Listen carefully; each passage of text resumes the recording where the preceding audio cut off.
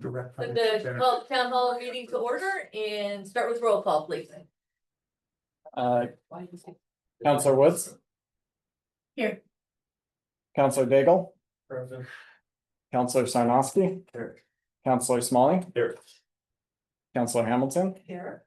Counselor Whitaker. Here. Mayor Sumner. Here. Any media present? Okay, anyone wishing to speak before, am I in the wrong one here? No. Yep, that's right. Oh, Put that on the right yeah, one. that doesn't. Okay. mean that. All right. She had to read this stuff in. You were. If you're joining tonight's meeting via Zoom, you will automatically be muted upon entry and you'll need to identify yourself if your full name is not already attached to the device being used. You will be unable to unmute yourself. Please raise your hand. Use the raise your hand icon if you wish to speak. The format we will utilize for this evening's town hall will be as follows. First, we will have an update and highlights section where city staff will explain some items that they've been working on. After those presentations are over, we will open up the questions and comments. City council will hear comments from the public on a variety of matters of public concern. So some of the updates and highlights that we would like to share with everybody. First of all, I'd like to thank everybody for coming today. I really appreciate for our first town hall. I'd like to do these quarterly so that we can definitely share what's going on and invite comments from our citizens. So thank you guys for coming. So our first one is the Umpqua Public Transportation District. And we've invited Ben Edel to come up and speak. See here. No, I don't see. He's probably traveling quite a ways, so we'll see if he gets here and we'll move him down.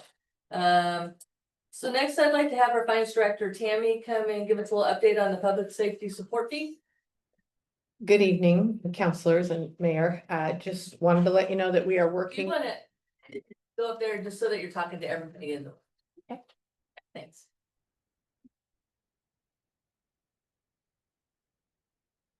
Good evening. So we are working with our software people to get the public safety fee on the next utility bill, the one that goes out at the end of this month. And we're working to get all the back end accounting stuff set up for that. So that will be a seamless process, hopefully. And that will be due for the August. August 15th, yes. Okay. And then for our new city website, Bo? I got to. Yes, please. So we're giving updates for all of the citizens, so it's easier for them. So as I've talked about at the previous city council meetings, we've been working on getting a new website up and going. The new website is being created for a better way for citizens to find information and be informed. One of the helpful tools that we have is that they're going to be able to create their own login and customize their own notifications. So if they want to only be notified of meetings or different things, they can put that in there, and anytime that we update it, it will alert them that that's being done. And so we're hoping that's going to be in the next 2 weeks. There's been a few bugs and everything before the go live that I've found when I've been researching. So once the majority of those get worked out, then we'll go live, because we do know that there will probably still be some other bugs that are found, but trying to eliminate that as much as possible. Well, we talked about the meetings, like after a council meeting, we immediately put it on the website and citizens can listen the very next day. Yeah. And even queue up certain portions, right? Yeah, so on the website, instead of having like a YouTube channel like we do now that's on YouTube, and then having the agenda and all that stuff in kind of different spots, it'll all be in one spot. So when they go to pull that up, they can see the agenda, they can see the recording up in the corner, and then it will be bookmarked to different sections, kind of like our YouTube channel is right now. But it'll all just be in one spot for that meeting. So if they want to go to that, they can get all that information. And I'm hoping that we had talked about in previous workshop meetings or just ideas through management, meetings that I had wanted maybe a place to have like, frequently asked questions that you can put in place for people to go, or if there seems to be some common questions asked, maybe on social media, that we could direct people to go to, that page to get, some answers. Is that something that they're working Yeah, on that- as well? Well, I would say it's not up there yet because we don't have the frequently asked questions and stuff, but once we are able to compile more of those, we'll have a page for that, yeah. Get to from the main page. Perfect. Cool. Thank you. Tammy, if you can come back up and give us an update on the Oak Street Commons. This is a tag team thing Yeah. because I'm only working on the administrative portion and then Christy will talk about boots on the ground. So I've been working with the ORIC attorneys on the formation documents.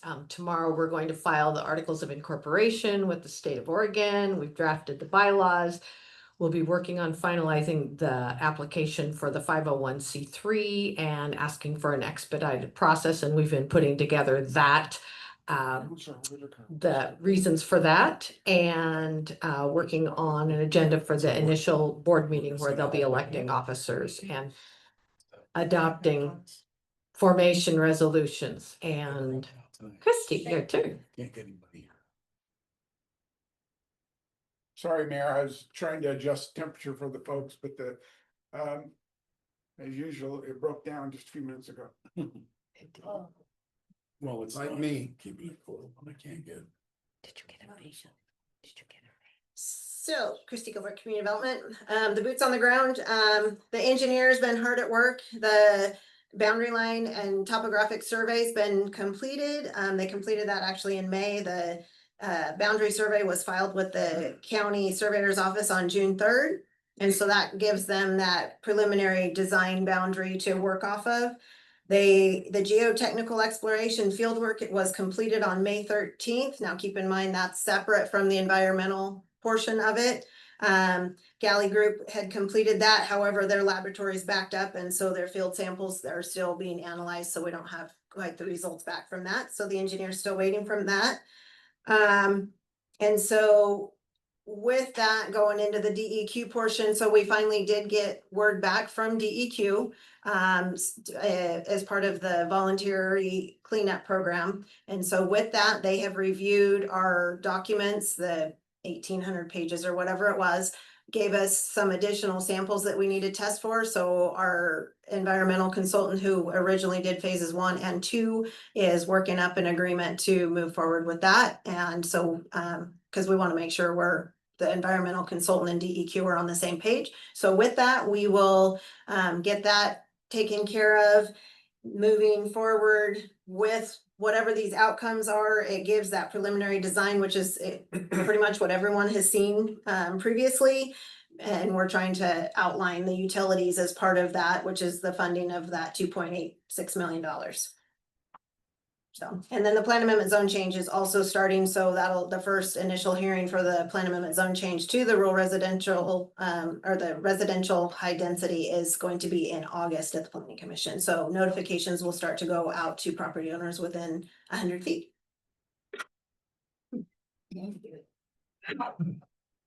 and, last thing on our list right now is the SBA disaster loans.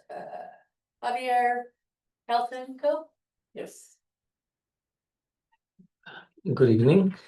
Javier Caltenco, I'm a Public Information Officer with the Small Business Administration, Office of Disaster Recovery and Resilience. The SBA is the primary source of funds to pay for repairs or replacement costs not fully covered by the insurance. The SBA, we are offering low interest federal disaster loans to businesses of all sizes, most private nonprofit organizations, homeowners, and renters. We have two different types of two different types of loans for businesses and nonprofits. One is for any physical damages they had. So it could be like real estate, supplies, machinery, equipment, supplies, and anything like that. Similar, we do have a limit up to $2 million. We also offer the economic injury disaster loan for smaller businesses and nonprofits. We want to make sure that those businesses who didn't have any physical damages and they're suffering economically, that they also can maintain the doors open due to the impact that they had. They can use this loan to pay for water, electricity, payroll, or any other liability that they may have. There's also a limit up to $2 million, or it could be a combination of the two, up to $2 million. For homeowners, we have up to $500,000 to repair or replace their primary residence. For homeowners and renters, up to $100,000 to repair or replace any personal property they lost. So it could be like appliances, furniture, a personal vehicle, or other things similar to that. Okay, so I'm sure you, as you know, these are interest. Sorry, these are loans, so therefore they need to be paid back. We, for homeowners and renters, is as low as 2.7%. For businesses, it's as low as 4%, and for nonprofits, it's as low as, it's 3.625%. We do not charge there's no application. Sorry, there's no application fee. There's no prepayment penalty. They're not obligated to take the loan. They have 6 months to decide whether they want the loan or not. And for the first 12 months, it's 0% interest rate. And for the first 12 months, they do not have to make any payments. So we do have a center that's open in Roseburg with representatives. We want to make sure that if anybody needs to apply in person, which actually we recommend anybody, they can help you with the application. They can help you with yeah, if you need to, you have any questions, you want to fill out the application, they can help you there in person.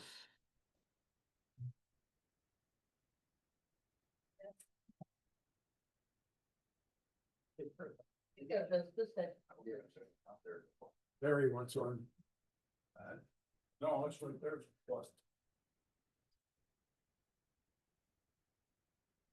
Thank you.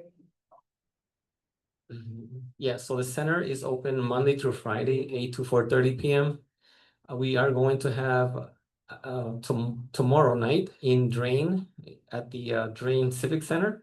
We are going to have a Q&A session. I'm actually going to provide a little PowerPoint presentation for anybody that shows up. And if they have any questions, I'll be happy to answer any questions at that time. Next week, the following week in Drain, we are going to have a two-day disaster loan outreach center where and any survivor who needs to apply, they can go there, and if it's more convenient for them to go there than to go to the one in Roseburg, it's going to be at the Drain Civic Center. It will be on the 16th and the 17th, which is Wednesday and Thursday from 9 to 4 p.m.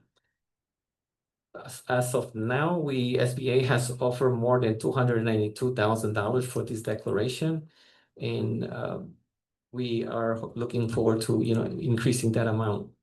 So thank you. If you have any questions, I'll be happy to answer. Oh, actually, I want to mention we do have deadlines, so we want to make sure that if they have any, if they need to apply for any physical damages, they need to apply before August 25th. For the economic injury, they have until March 24 of 2026. Thank you. And I will add that in the back, I've put some of the flyers that he provided, and we'll have them at City Hall if anybody is wanting to stop by and pick them up at a later time. Does anyone in the audience have a question for him specifically about this right now? Anyone here? Question? Thank you so much. Thank you. Have a good.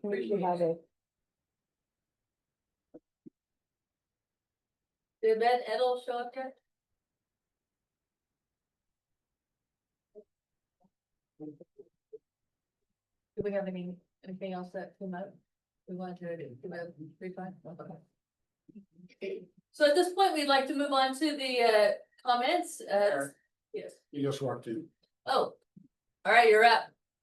I was afraid something like that would happen. You really serious? I'm up right now? We were just about to move on. Oh, wow, cool. Yes. Where would you like me to be? So This has been Edel with the Umpqua Public Transportation District. We just about skipped you. Well, man, got a little. But I do know you were coming from a long ways, so. Yeah, I got out of the Portland metro area a little slower than I wanted to today, but yeah, glad to be here and thank you very much for having me.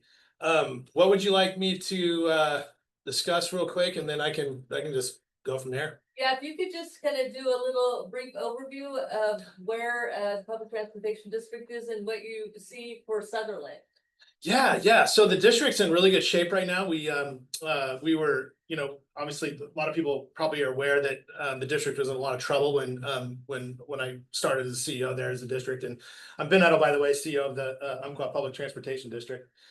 But within 6 months, we got 100% compliant. We had 70 compliant violations with state and federal governments, and funding is then rescinded if you're over 3 years. We had some of those that were old, about 3.5 years old. So first thing we had to do is we needed to negotiate from a real bad position. We had some good leverage. We used it to maintain the funding about 8-9 months ago. So we kept the funding, and within 6 months, so I think it was about 4 or 5 months, we were completely compliant. And so that compliance, I think what it means to the public is that if you're a government agency and you're not in compliance with state and federal laws, it means that you're not running the agency competently. And that's one of the first things I realized coming in. So we've got the right people in the right seats. We started heading in the right direction. One of the things we did too is we cut about $600,000 out of our 2-year budget. So 300 grand a year is what we save the taxpayers. We did that in fuel costs. We were spending about $20,000 a month in fuel. We got that reduced, and we were spending about $300,000 a year on 3 particular buses. And we were able to modify the buses that we use and modify a little bit, slight modifications of the routes. And that's how we came up with that 300,000. So it didn't take very much to save the taxpayers dollars. So we're now, reallocating that. But I think the biggest thing that we're facing right now is that the state of Oregon is not complying with the federal government's executive orders relating to DEI and immigration enforcement, things like that. So we're losing federal funding. And I think that's why the state legislature wanted to pass the House Bill 2025. I think it's Senate Bill. No, I can't remember which one. It was 2025 is the number of the bill, but it was the transportation funding package. But it was the largest tax increase in state history, $11.5 billion. And they wanted to do it because they didn't want to take the federal funds. So every single district in the state of Oregon, special district like ours, like Umpqua Public Transit, is now at risk of losing its funding after all that we've just been through. Now we've got this hurdle. Now we can cross our fingers and hope that the state gets compliant on those issues so that we can maintain that funding. But in regards to Sutherlin, the city of Sutherlin, which I'm sure you're all waiting to hear, we're working with the city. You guys have great city council, you got a great mayor, you got a great CEO of the city. And they want to see better transportation out here, and we can work with them to make that happen, which is fantastic. So we talked a lot about increasing the frequency. I think that's some of the feedback that the city team here had told me specifically, that if there was more frequent bus routes out to Sutherlin from Roseburg, that more people would ride it because they don't have to wait all day. There's like a morning route and then an afternoon route, right? I got some shaking the heads. Yeah, I like that. It's good. We need to hear what y'all need because we're all here for you, right?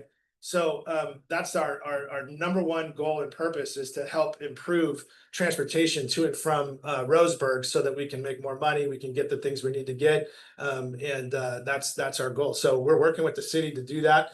And we're proud to do that. I mean, that's the whole point. And I think when I got started, okay, there were no relationships. There was none. The district didn't have any relationships with any municipalities. Not even Roseburg, we didn't have relationships, right? So, security is a big issue in Roseburg. We need to get more lights. But that's a city thing. Maybe a county thing. I'm not quite sure. I got to look into it. But usually it's a city thing. We can help with that. But we got to secure that funding at the state level. It's so important. We got to get the federal dollars. We're paying taxes. We're paying federal taxes, right? We need to get our fair share of those federal taxes. That's the point. And so I think it's really sad that those taxes, that the taxes we pay to the federal government for these kind of services. And I think, look, I don't think there's a lot of question about where I stand on the political fence here. But there's things like transportation that are super critical to every single community because it raises the water, it lifts all boats, okay? It's so important. And so we got to really fight to protect it. I'm going to continue fighting to protect it. And you know, I was in DC last week, meeting with lawmakers in DC because we're how do we get around this thing, right? So we're working hard to try to figure out how we're in compliance. You know, our district has no DEI. We're not standing in the way of ICE. You know, it's not our jurisdiction, right? But you know, we're not going to get in their way. And we're making sure, you know, we have, you know, we don't let dudes in the ladies' bathroom at UPTD or anything like that. So no matter what they think. And we're going to make sure that that we're compliant with Trump's executive orders. And so we went to DC to say, hey, we're compliant. Help us out. There's a lot of districts in Oregon that are compliant. Why don't punish the people who pay the taxes in those districts, because those people elected us. Those people want us to do the work. So I don't know if you got any questions, let me know. Otherwise, that's kind of where I'm at. And I'm looking forward to more buses between Sutherlin and Roseburg. I think that's a big objective for us. Thank you. Yeah, thank you for having us. And more bus stops, right? More bus stops are good too. Absolutely. Yeah. I'm Got more hoping stops. to get some input from our citizens on where they feel bus stops would be beneficial for the people who need to ride the buses. Yeah, and when we met, I remember there's some developments happening here that where we can start to modify where the stops go, and we can put a bus stop anywhere you guys decide, and we can't put a bus stop anywhere that you don't decide. So it's really on you, which is fantastic. So you let us know what you need, and we'll put a stop there. 100%. That's the easy part. Anybody have any questions or comments in reference to the public transportation district? Right here. Yes. You might wanna talk to our representative on maybe what he posted the other day and posted what the state of Oregon had proposed in that budget for DEI. Do you know how much? I don't know the It's 30 million. 30 million. So So, yeah. yeah, he come up with, they work the numbers and they take the 30 million out, they didn't have to get rid of all those people. Yeah, so you're exactly, that's a great thing can I answer that? I'm sorry, I don't want to get. Go ahead. I'm good to go. That 30 million that Virgil was talking about and that you're talking about is just for one particular office within ODOT. There's a lot more than that being spent on DEI. So we have ODOT has entire projects like over by the Rose, I still want to call it the Rose Garden, the Moda Center. That's how old school I am. But there's still a project by the Moda Center off of Kirby that they've spent millions and millions and millions of dollars on that is pure DEI. It's gonna do nothing for anybody in Portland. But that's the problem that we have, is that all this money's going to Portland. And let me tell you something, TriMet isn't really publicly funded. They're self-funded on their own. They get direct funding from the federal government and from other sources. So the money that's going there, a lot of that could come here, and it could be spread all the way across the state in all of our counties that have a good sized city like Roseburg, and we need that. And so yeah, their priorities are totally messed up if you ask me. But thanks for asking. Anyone else here have questions? I know in the past, years and years and years ago, before the Transit District actually got public funding, the cities were doing individual contributions to it. I mean, is that kind of what you guys are looking for going down the road? There's individual contributions from the cities to fund it until the finances get sorted out? Yeah, it's critical. I'm so glad you brought that up. It's critical. Now, we can really possibly be able to maintain transit if all the state funds go away, because they're sending what they do have to Portland and they're saying no to the federal funding, which is totally insane. A lot of Democrats across the country, by the way, met a lot of congressional Democrats. They all think it's crazy. They're like, wow, that's stupid. Don't do that. Anyway, I just thought I'd throw that out there. Just a little credit where credit's due. But yeah, if the cities and the towns around, the municipalities around Roseburg and in Douglas County want to help support, we need that support. And so we cut that money out of the budget, which really sets us up. We didn't see it coming. We're just like dodging the place. You know what I mean? So luckily this happened. And so we have some room to work with, but depending on what happens, the towns around, the towns in Douglas County are gonna have to step up. And so, it doesn't, you know, a lot of hands make light work, right? So if we can all figure out what we can put in, then we can make it happen, and the county could help too. We also have an advertising program that's actually really legit now. We built this advertising program that's based on, you know, actually making money, and we need to. We don't make money as a district. We're not supposed to. We're a transit service, right? We're a transit agency. But the funds that we bring in from the advertising provide services to businesses and consumers in the area, but it also gives us discretionary funds as well, which is really critical so that we can put it wherever we want to and we're not regulated. Sometimes I learned this, you know, I didn't have government experience as a running a government agency when I got started. But one of the things that I did learn is that sometimes the money you get costs you more than the money you get. Because you guys are nodding your head, you know, $100,000 grant, but it costs you $250,000 just to be in compliance with it. So it doesn't make any sense. So we're trying to look at all that stuff. But if we worked with the cities, we would have deals that would benefit you. Hopefully, that would be the idea, right? Let's benefit the people we're serving. So yeah, it's a great thing to bring up, and we do need to do that. I'm also working with the tribes. At some point in time, a couple of years ago, the district just said, you know, screw you to the tribes down here, and that's like, are you kidding me? That was not very smart. So, you know, we're making amends down there. I'm trying to make amends with Cow Creek and some of the tribes because they need services too, and they got money. So, you know, we're hunting all over the place from DC to, you know, Cow Creek to the city of Sutherlin. Everywhere we go, we're trying to find resources so we can keep this thing going. If the final answer is no, we're just sticking with our guns and we're not going to get any federal money, which would be totally crazy. Vote them out. That's Well, thank you so much. Thank you so much for having me. I really appreciate it. Let me know. Give me a shout if you need anything. And yeah, same to you guys. We're All right. contact on the websites. Thank you very much. Thank you, Ben. So the city council will hear comments from the public on matters related to the city business that the public wishes to raise. This may include items discussed previously during the town hall or other matters related to city business that a member of the public desires to raise. Please note that the council may not respond to public comments during this time period. The council may refer inquiries to staff or set the issue as an agenda item for a future council meeting. In some circumstances, the council might engage in a brief discussion after a person has completed their public comment period. Council does not intend to engage in significant discussions on matters raised during this agenda item in order to try to provide time for everyone who wants to speak. Please attempt to address the council as a whole, rather than individual councilors. Public comment and discussion may be limited depending on the availability and the number of individuals who desire to speak. If you wish to address the council, please come forward to the podium and identify yourself with name and address for the record. Zoom attendees looking to speak can indicate by raising their virtual hand. A 3-minute time limit will be made for each speaker. If time runs short during the town hall, members of the public may speak during the off-agenda public comment period during the council meeting later the same evening, or submit their comments in writing to the city. So now I would like to open this up for public comments. Would anybody like to come up first? All right, Aaron, you doing the 3 minutes? yes. Karen Meyer, Sutherlin. I shared this with the mayor and Tammy, and I wanted to share it with the rest of you.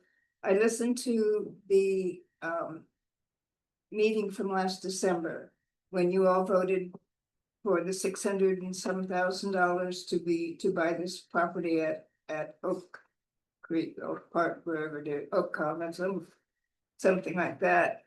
And not 10 minutes later, the city manager is talking to you about how he's concerned about the funding for our safety departments.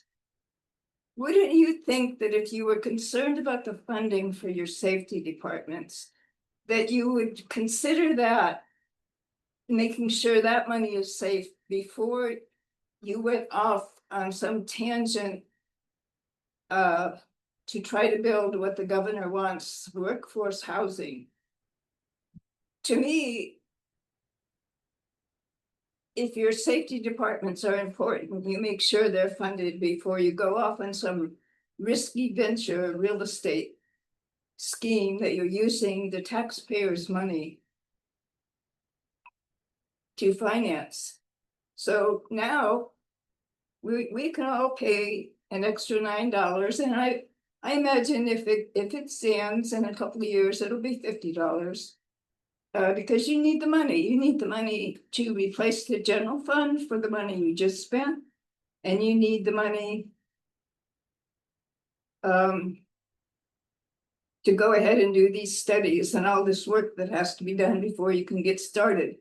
The website, your website says that you haven't received any money from the state yet. So I don't know what you're using for money, since our safety departments are having a problem being funded.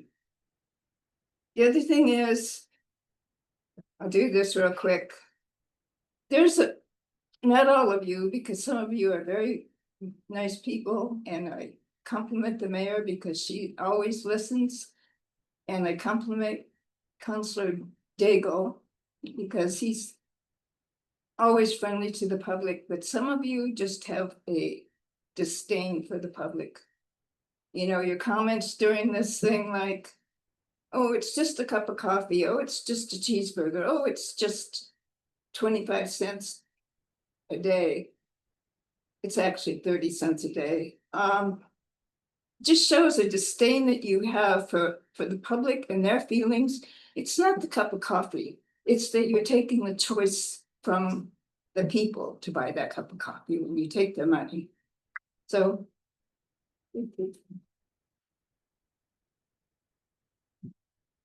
Thank you, Karen. You're welcome. Tammy, do you want to say anything about like the difference of where the money comes from between like public safety funding and the funding for the Oak Street Commons as being more from different funding that wasn't just from people's paychecks? Right. So we're worried about the sustainability of our public safety departments. We didn't have a shortfall this current year, obviously.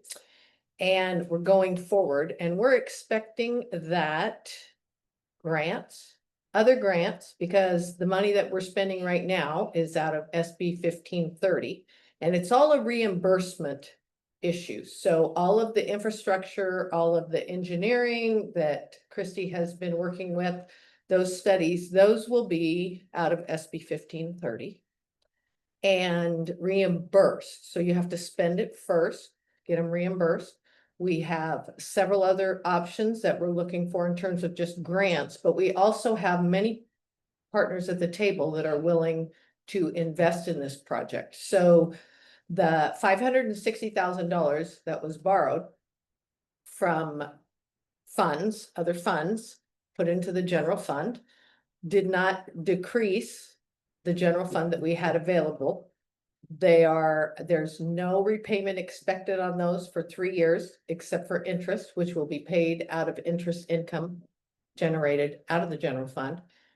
And we're expecting the other sources of income as well as a fallback. So the bank is happy to build that whole project out with even just the assurance of urban renewal funds, because we have that in the urban renewal district. So there is a lot of other funding to leverage and not the general fund. That was incorrect. Okay, so we can go back and let me get other people who would like to speak first. And so, anybody else would like to comment? Sure, go ahead.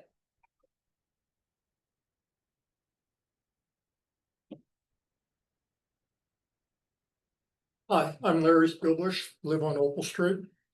First of all, on the Oak Street property, the DEQ issues, are you posting this stuff on a website so the citizens can take a look at that? I mean, there should be Are you talking about the anything, the environmental?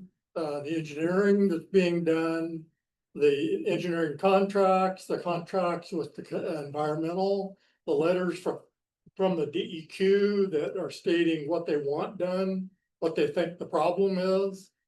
all that information should be on a website. You have a workforce housing page. Why isn't all of that stuff on there so people can take a look at it and at least track what's going on?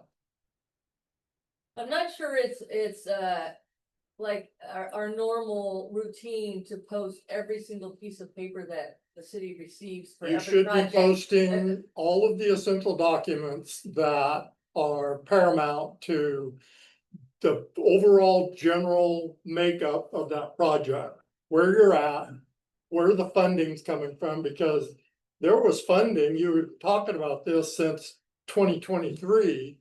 And who's paid for all that? Where did that money come from? You had consultants working on that site. Did they do it for free?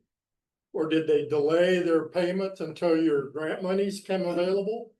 How is all that working? So there's monies being spent, supposedly, I guess, discretionary funds that nobody knows about. We've never seen an accounting of any of that.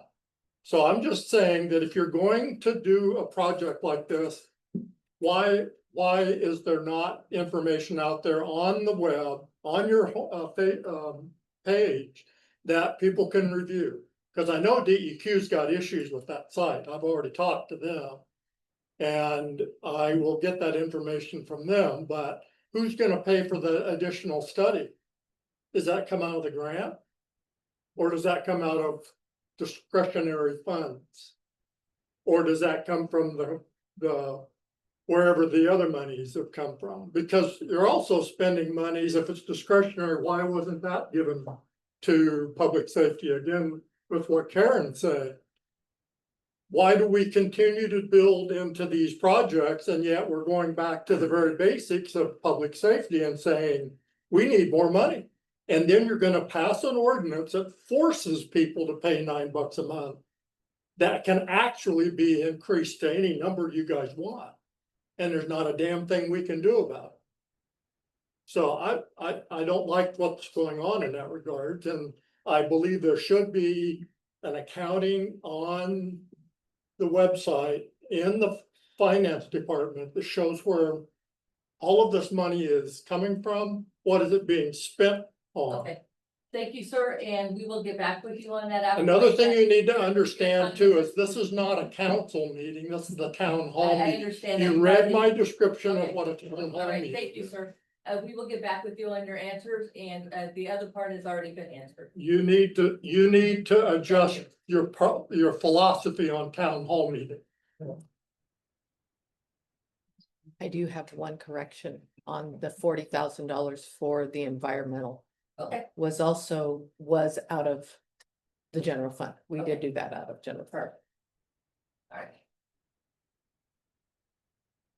Anyone else? Here. Go ahead, sir.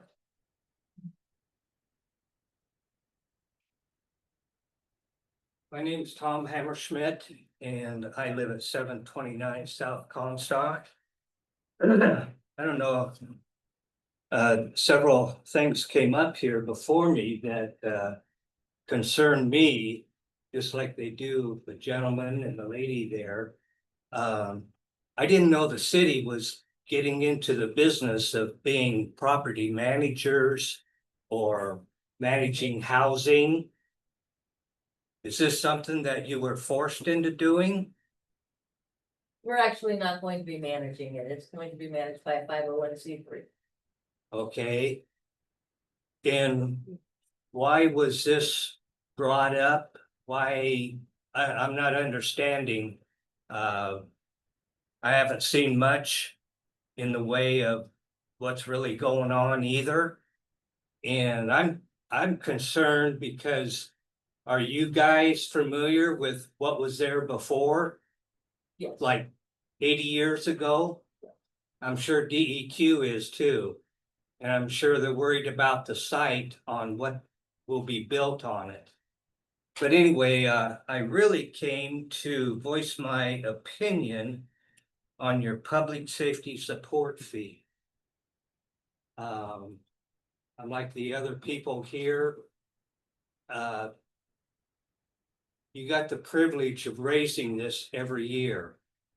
But there is something we can do about it. Is this gonna be, has this ordinance already been passed? Yes. It has, okay, that can be repealed. So if you wanna go through that process, we can do that. We need these people to define what an undervote is and how it is applied based on city code, the municipal code, the charter, and the legal. Well, my feeling on this is that this is another tax upon our property taxes. That's all it is. It's a backdoor way of getting more property tax. And I tried to go in and talk to the chief of police today, but wasn't able to. I talked to an Officer Sorensen. And Captain. anyway, I didn't really get much out of him on this, but I don't understand. Do we not have a budget committee anymore that brings budgets before the council? Yes, did you read the letter that was in your? Yes. I got Do it. you have a specific question for the police chief? He is here tonight. Well, before, I used to be on the city council here, I think from 78 to 80. And all this stuff that you guys needed, new cars, new fire engines, new hoses that we needed at the fire department, all that stuff was put into each individual budget. And I see a way, who's gonna be managing this $350,000 that's coming in? Yes, okay, They get a blank check? no, sir. Well, the other thing that, Unfortunately, your 3 minutes is up at this point. okay, And we did talk a lot about this, so this public safety support fee, and if I can have the police chief come and talk a little bit more about it if you'd like. We've talked several times at the city council meetings, we've put out flyers on it, we've talked quite a bit about it over the last several months. Chief, do you wanna come and talk a little bit about why it's needed? I would invite you specifically, if you wanna come talk to me tomorrow, sounds like you just have any questions and stuff, I can answer those, one-on-one with you if you want to. You wanna? Does that sound good to you? yeah. Okay. Yeah.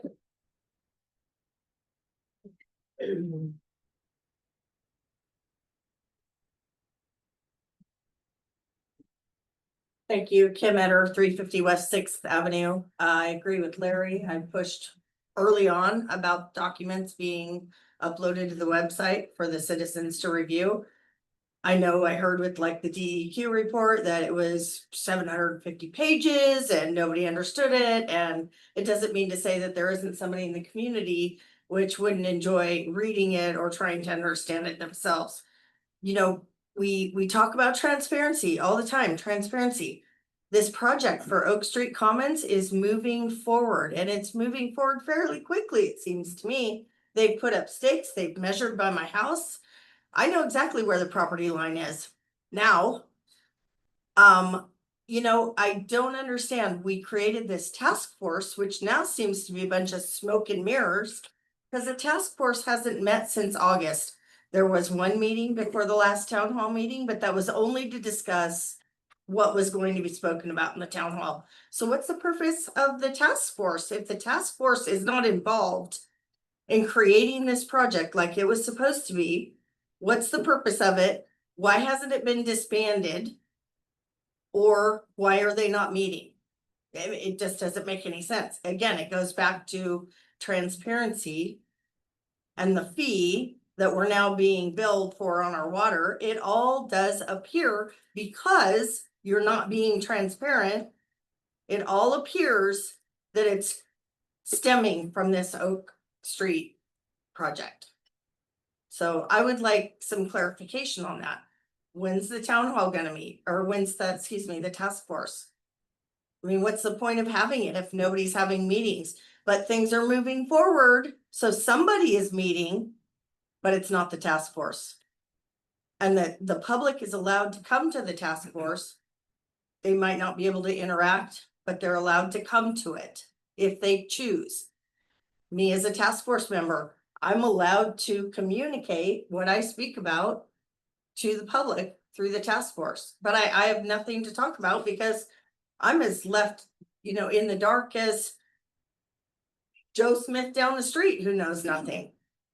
So we need some transparency. You guys are not being transparent at all. Thank you. And the DEQ report is like 1,900 pages and it is available to people at the library or to come to City Hall. It was too big to put online. And we'll get back on the other documents. Anyone else? Yes.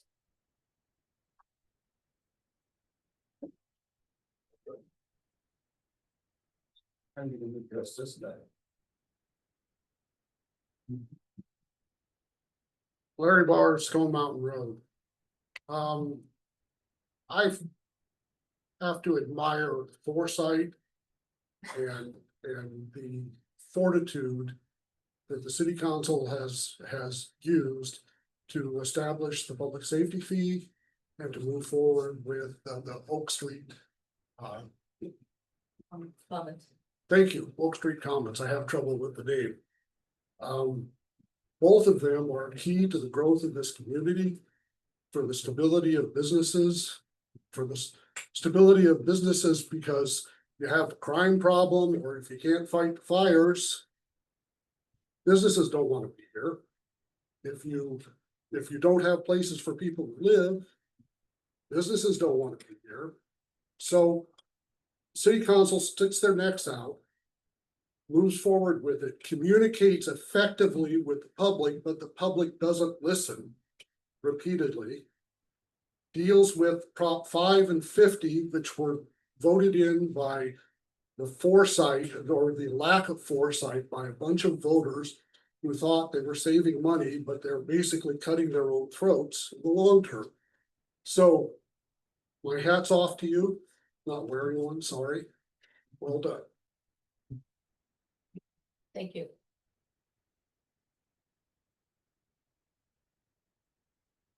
Anyone else? If there's no one else, could I respond to Tammy's remarks? Sure.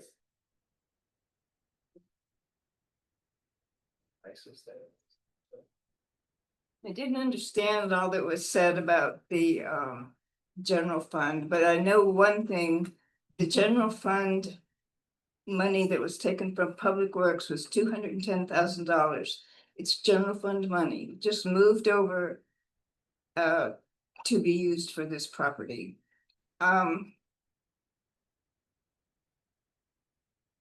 The people who are promoting the safety fee are talking about the radios. They need the radios because of the communications, because the county has got new equipment and they need radios. Well, those radios cost $220,000.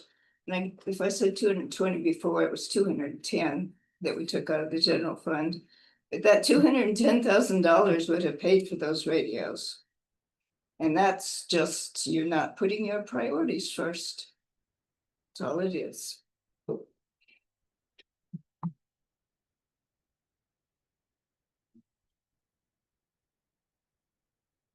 Anyone else? All right, thank you so much. I really appreciate everybody talking and sharing their thoughts and opinions. And we will take a 10-minute recess before city council.